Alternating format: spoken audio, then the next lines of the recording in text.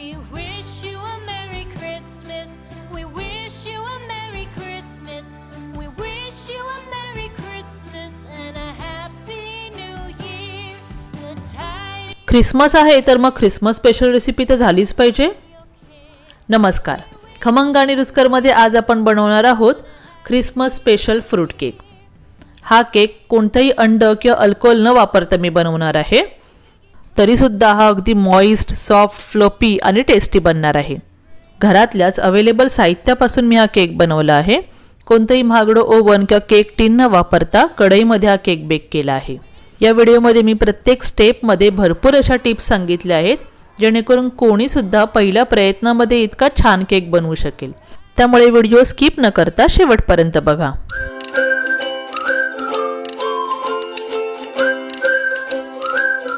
Fruit केकसाठी ड्रायफ्रूटमध्ये मी घेतले आहे पाव वाटी अक्रोड बारीक चिरून घेतले आहे, काळे मनुके, बदाम, काजू. इथे 3 प्रकारचे टुटी फ्रुटी घेतले आहेत, हिरवा, पिवळा आणि लाल, आणि पिवळे मनुके. तर ड्रायफ्रूटचं प्रमाण तुम्ही तुमच्या आवडीनुसार कमी जास्त करू शकता. टोटल 1 ते 1.5 वाटी मी इथे ड्रायफ्रूट घेतले आहे आणि वजनी प्रमाणामध्ये बघाल तर 150 ग्राम. हे ड्रायफ्रूट आपल्याला संत्र्याच्या ज्यूसमध्ये 1 तास भिजत घालायचे आहेत. आधी आपण हे बाउलमध्ये काढून घेऊया. आणि ड्रायफ्रूटमध्ये काळे मनुके घेताना एक काळजी घ्यायची की मार्केटमध्ये 2 प्रकारचे मनुके मिळतात. एकामध्ये बी खूप जाड असतं आणि कडक असतं.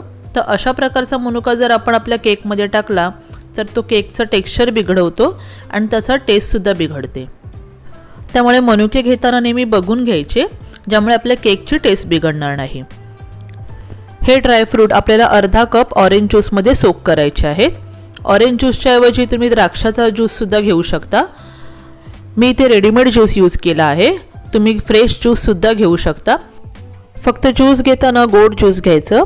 पल्पी ऑरेंज वगैरे आपण घेतलं तर ते थोडंसं आंबट असतं. त्यानुसार आपल्याला मग साखर पण वाढवावी लागेल. हे आपल्याला 1 तास तरी भिजत घालायचं आहे. ड्रायफ्रूट भिजत आहेत तोपर्यंत आपण कॅरमल बनवून घेऊया. त्यासाठी एका पॅनमध्ये मी अर्धा कप साखर घेतली आहे. वजनी प्रमाणामध्ये बघाल तर ही 125 ग्राम आहे. आता गॅस अगदी मंद करायचा आणि साखर आपल्याला वितळायला द्यायची आहे. जोपर्यंत वितळत नाही तोपर्यंत अजिबात चमच्याने हलवायचं नाही, नाहीतर मग त्याची कँडी बनते. आता हळूहळू साखरेचं पाणी होते. मी त्याला अजिबात हलवलं नाही आहे. साखर विरघळते तोपर्यंत दुसऱ्या गॅसवर मी अर्धा कप पाणी गरम करायला ठेवले. साखर विरघळली आहे, मी त्याला आता हलवून घेते. पूर्ण साखर विरघळण्यासाठी मला 5 मिनिट लागले आणि त्यानंतर मी अजून 2 मिनिट त्याला शिजवलं आहे.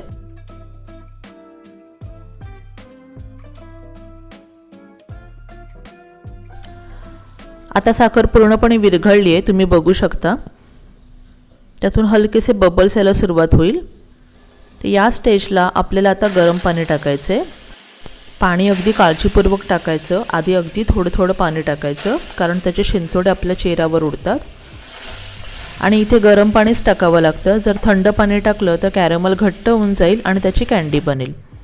आता आपण गॅस बंद करायचं आहे आणि कॅरमल थंड व्हायला द्यायचे. आपलं ड्रायफ्रूटसुद्धा सोक होतं आहे आणि कॅरमलसुद्धा थंड होतं आहे. तोपर्यंत आपण बेकिंगची तयारी करायला घेऊया. हा केक मी कढईमध्ये बेक करणार आहे. तुमच्याकडे कुकर असेल तर कुकरमध्ये सुद्धा करू शकता. तर बेकिंगसाठी मी इथे घेतली आहे एक कढई. अशी जाड बुडाची कढई घ्यायची.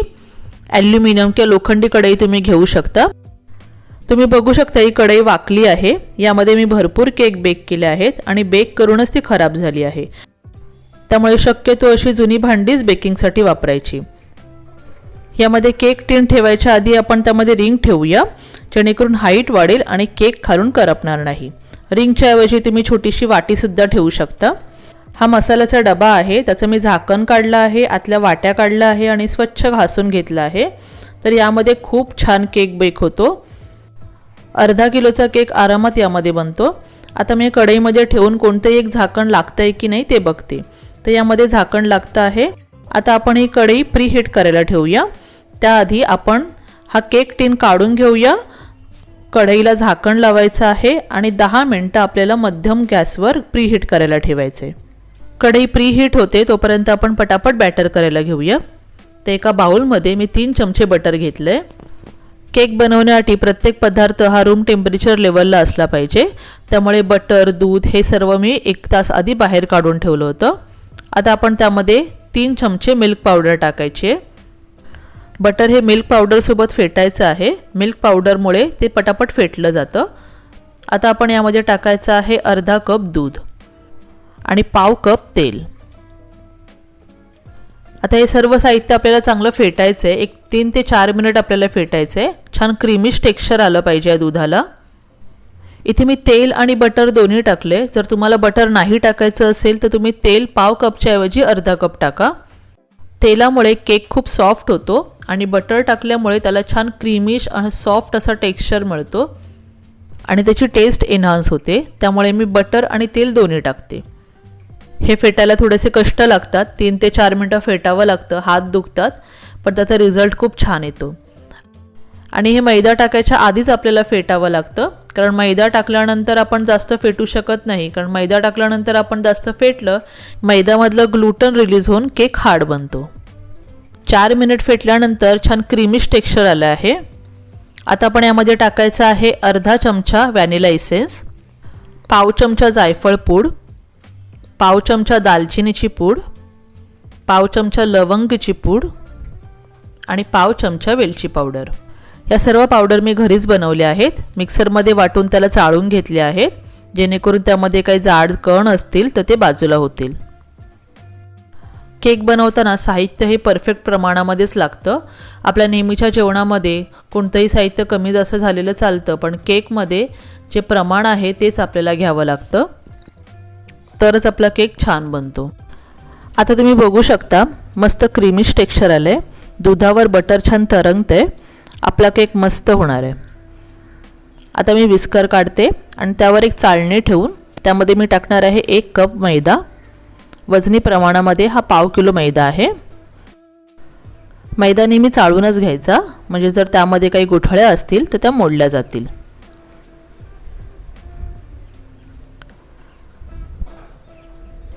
मैदा चाळून झाला आहे. आपण विस्करच्या साहाय्याने याला एकत्र करूया. आणि त्याचबरोबर आपण त्यात लगेचच टाकायचं आहे कॅरमल आणि सोक केलेले ड्रायफ्रूट. कॅरमल थंड झाले आणि ड्रायफ्रूटसुद्धा छान सोक झालेत. नॉर्मल केकमध्ये एक साखर जाते, पण या केकमध्ये जी काही टेस्ट असते ती कॅरमलचीच असते. बॅटरमध्ये मैदा टाकल्यानंतर आपल्याला जास्त मिक्स करायचं नाही आहे. आपल्याला फक्त गुठळ्या मोडेपर्यंत याला मिक्स करायचं आहे. तर विस्करच्या साहाय्याने हे मिक्स होत नव्हतं, कारण त्यामध्ये सगळे ड्रायफ्रूट अडकत होते. तर मी आता एका स्पॅच्युलाच्या मदतीने याला मिक्स करते. हे मिक्सचर आपल्याला कट अँड फोल्ड मेथडने मिक्स करायचे. तुम्ही बघू शकता मी फोल्ड करते आणि मध्ये कट करते. तर ह्या मेथडने काय होतं, एक तर त्याच्यामधल्या गुठळ्या पटापट मोडल्या जातात आणि बॅटरमध्ये एअर बबल्स निर्माण होतात. त्यामुळे केक बेक करताना तो छान फुलतो. गुठळ्या मोडल्या आहेत. आता आपण सगळ्यात शेवटी त्यात टाकायचं आहे 1 चमचा बेकिंग पावडर आणि अर्धा चमचा बेकिंग सोडा. आता आपल्याला लगेचच हे बॅटर मिक्स करायचं आहे, जेणेकरून बेकिंग पावडर आणि बेकिंग सोडा सगळीकडे मिसळेल. हे मिक्स झालं आहे. आता आपण हे केक टिनमध्ये टाकूया. केक टिनला मी आतून तेल लावले आणि बटर पेपर लावून त्याला पुन्हा तेल लावले. हा टिन आपल्याला 5 ते 6 वेळा टॅप करायचं आहे, म्हणजे त्यामध्ये जे एअर पॅकेट बनलेले आहेत ते रिलीज होतात आणि आपला केक एक समान बेक होतो. आपली कढई प्रीहीट झाली आहे. आपण आता हा केक त्यामध्ये ठेवूया. मंद ते मध्यम गॅसवर आपल्याला 50 ते 55 मिनिट लागतील हा केक बेक होण्यासाठी. जर ओव्हनमध्ये बेक करणार असाल तर 180 तापमानावर 40 ते 45 मिनिटं याला बेक करायला लागतो. मी थोडेसे किशमिश, टूटी फ्रुटी हे बाजूला ठेवले होते. मी वरून थोडेसे सजवते.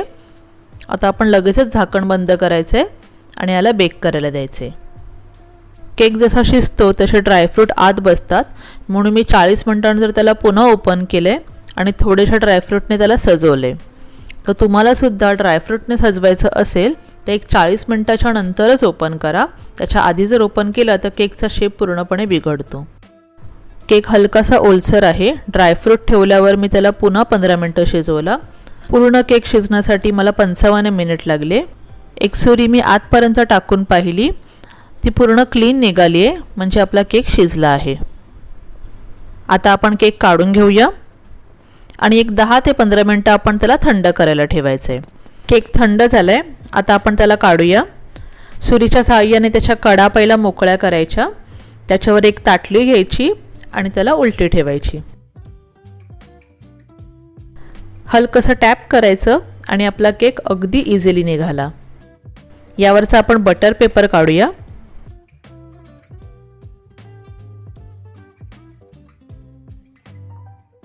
बटर पेपर पण अगदी इझिली निघाला. तुम्ही बघू शकता मस्त मॉइस्ट आणि सॉफ्ट केक झाला आहे. मस्त परफेक्ट बेक झाला आहे. छान टेक्स्चर आला आहे. रंग तो खूप सुरेख आला आहे. भरपूर ड्रायफ्रूट आहेत. मग या क्रिसमसला ही रेसिपी नक्की ट्राय करून बघा. व्हिडिओ थोडासा मोठा झाला आहे, पण मी प्रत्येक स्टेप कव्हर करायचा प्रयत्न केला आहे. ह्या पूर्ण स्टेप जर तुम्ही प्रॉपरली फॉलो केल्या तर अगदी पहिल्या प्रयत्नामध्ये तुम्ही मस्त केक बेक करू शकाल. जर हा व्हिडिओ तुम्हाला आवडला असेल तर नक्की लाईक करा, शेअर करा आणि माझ्या चॅनलला सबस्क्राईब करायला विसरू नका. धन्यवाद. We wish you a Merry Christmas. We wish you a Merry Christmas. We wish you a Merry Christmas and a Happy New Year. The tidings we bring to you and your kid. We wish you a Merry Christmas and a